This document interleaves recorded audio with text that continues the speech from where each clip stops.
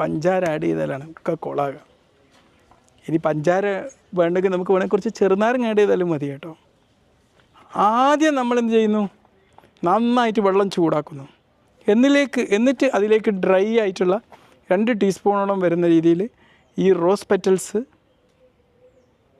പൊടിച്ചിട്ട് വേണം അങ്ങനെ അത് ആഡ് ചെയ്ത് മിക്സ് ചെയ്ത് കൊടുക്കുന്നു. എന്നിട്ട് ഒരു 6-7 മിനിറ്റ് അത് വീണ്ടും ഇളക്കി നന്നായിട്ട് ഇതാക്കുമ്പോഴേക്ക് അതിലേക്ക് റോസ് പെറ്റൽസ് എന്നുള്ള ഇൻഗ്രീഡിയൻസ് അതിലേക്ക് എത്തും.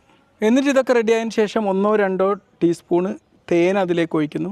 എന്നിട്ട് നേരത്തെ പറഞ്ഞ എന്തെങ്കിലും കറുവപ്പട്ടയുടെ പാർട്സോ ലെമണോ എന്തെങ്കിലും എന്ത് ചെയ്യുക അതിലേക്ക് നമ്മൾ വീണ്ടും ആഡ് ചെയ്യുന്നു. കുറച്ചുകൂടി രുചി കൂട്ടണം എന്ന് ആഗ്രഹമുള്ളവരാണെങ്കിൽ. ഇനി അതിട്ടില്ലെങ്കിലും കുഴപ്പമൊന്നുമില്ല. ഇനി ഇതിൻ്റെ ആരോഗ്യ ഗുണങ്ങളെന്ന് പറയണ്ടേ. ഈ റോസ് പെറ്റൽസിൽ നമുക്കറിയാം ഒരുപാട് ആൻറ്റി ഓക്സിഡൻസ് അടങ്ങിയിട്ടുണ്ട്. നമ്മുടെ ശരീരത്തിൽ നിന്ന് നമ്മുടെ ശരീരത്തിലെ വാർദ്ധക്യത്തിലേക്ക് നയിക്കുന്ന നമ്മുടെ ഗ്ലാമർ ഇല്ലാതാക്കുന്ന എന്തൊക്കെ തടയാൻ അതിന് സാധ്യമാവും.